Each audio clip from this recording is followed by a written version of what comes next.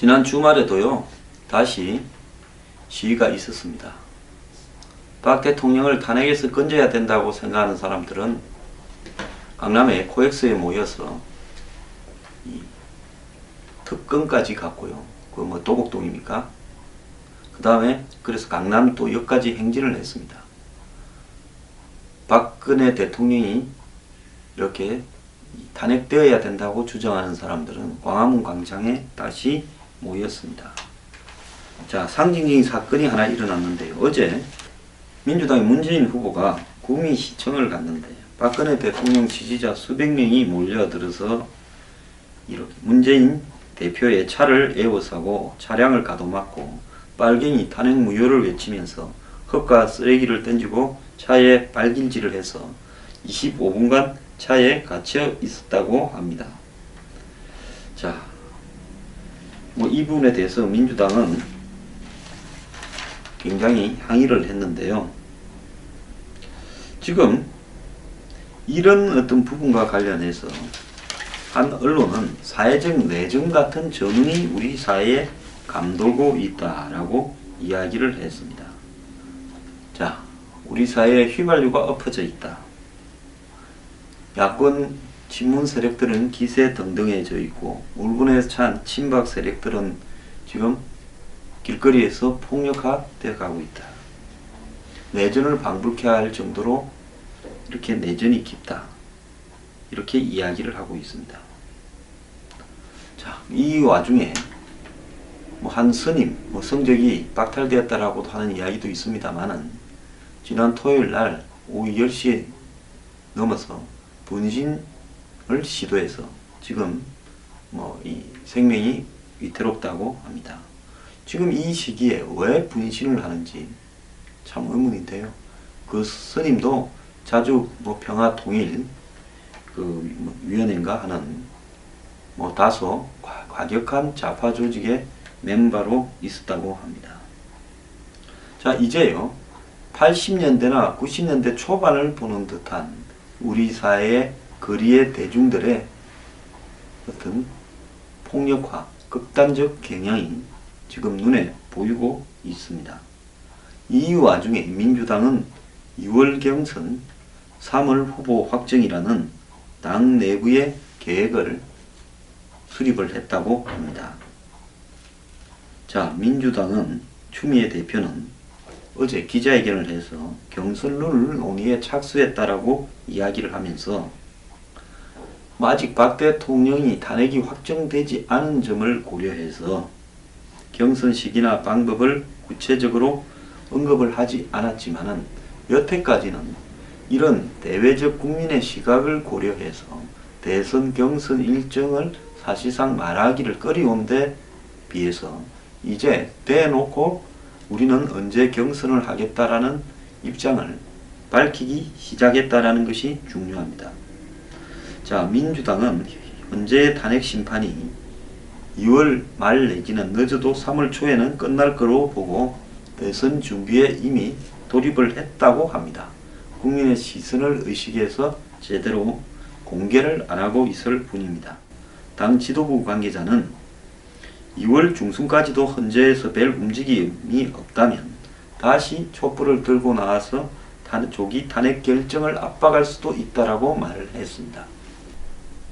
저는 박근혜 대통령이 대통령으로서의 과오에 대한 마땅한 대가를 치러야 되고 거기에는 일절 고려사항이 있어서는 안 된다 생각하는 사람이지만은 자신들이 경선 일정을 정해놓고 그 일정 안에 헌재 판결이 지연되면 거리로 나가서 촛불을 들겠다라고 떳떳하게 이야기하는 이 뻔뻔함에도 저는 좀 혐오감을 가집니다.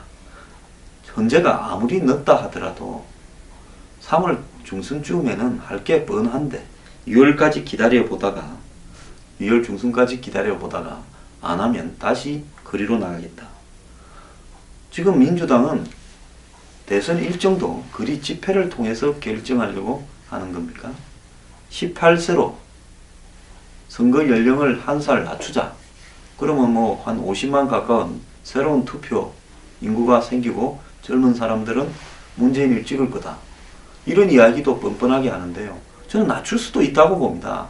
다만 낮추려면 학교에서 정치 발언을 하는 무슨 우파든 좌파든 교사에 대해서는 구속을 시키겠다, 형사처벌하겠다라는 법을 정해놓고 낮추든지 하십시오. 그런데 중요한 것은 경기를 앞두고 직전에 룰을 바꾸는 것은 옳지 못하다는 겁니다. 이번에 바꾸더라도 다음 대선부터, 다음 총선부터 해야 되는 거지요. 경기 앞두고 내 편리한 대로 따라서 태권도 선수하고 복싱 선수가 서로 격투기 경기를 하는데 발은 쓰지 말고 손만 쓰라 그러면 누가 이기겠습니까? 그거하고 똑같은 이야기 아니겠습니까? 자, 그래서 민주당은 이 헌법에 보장된 탄핵기간 6개월은 기다릴 수 없다라는 입장이다. 헌재가 사실 빨리 탄핵을 안 하면 잘못된 거지만 그것도 자발적인 국민의 항의든지 뭐를 해야지 민주당이 스스로 자신들도 이해관계자고 당사자면서 그때까지 기다릴 수 없다라고 이야기하는 이런 부분은 도대체 어디서 나오는 오만함입니까? 자, 관례상 민주당은 17개 이 광역시도를 돌면서 순회 경선을 했는데 이번에는 시간이 짧으니까 권역별로 묶어서 5개 정도만 하겠다. 즉 호남 하나, 영남 하나, 뭐 중부권 하나, 경기, 제주, 뭐 강원 묶어서 하나, 충청권 하나 이렇게 하겠죠. 추미애 대표는 모든 후보의 최적의 경선 룰을 만들겠다 하지만은 이미 지난번에 민주정책연구원에서 공개된 이것은 당의 공식적인 기구고 여기에 대한 돈은 국고보조로 100% 들어가서 이 정책 기능을 갖다가 만들기 위한 용도로 쓰이는 건데요. 그 돈을 이용해서 문재인 후보에게 유리한 한마디로 이 개헌을 하는 사람들은 다 야합이다라고 비판하는 그런 내용의 문건이 만들어졌습니다. 그건 적어도 민주정책연구원에서 만든 문건은 아닌 것이죠. 자, 당 지도부는 이미 경선 방법까지 다 정해놓고요. 국민 당원 관계없이 누구나 참여하는 완전 국민 경선으로 한다고 합니다. 자, 완전 국민 경선으로 한다면 당원은 뭐 할라 있습니까? 당원이 기껏 힘을 쓰는 게 국회의원, 대통령 뽑을 때 한번 투표하는 것이 당원의 유일한 역할인데 당비까지 받으면서 당원이나 아니나 관계없이 다 투표하게 한다면 당이 특별히 당원을 둘 이유도 없지 않겠습니까?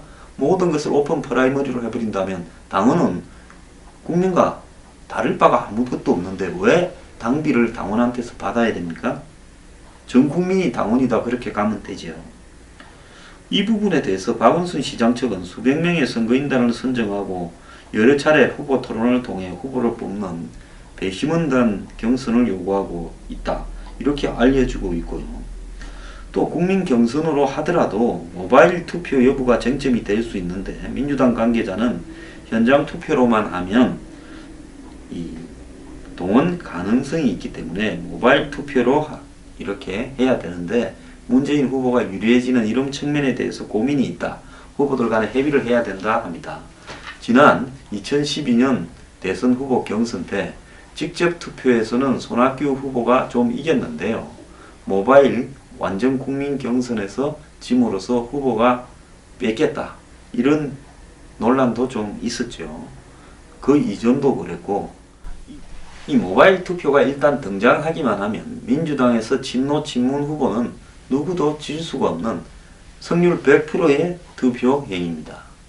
이미 문재인 후보 측은 이 총선 전에 안철수 국민의당 세력, 동교동 세력이 떨어져 나갈 때 이 권리 당원들을 대거 입당시켜가지고 모바일 투표 등이 가능한 부분에 대해서 만반의 준비를 끝내놨습니다.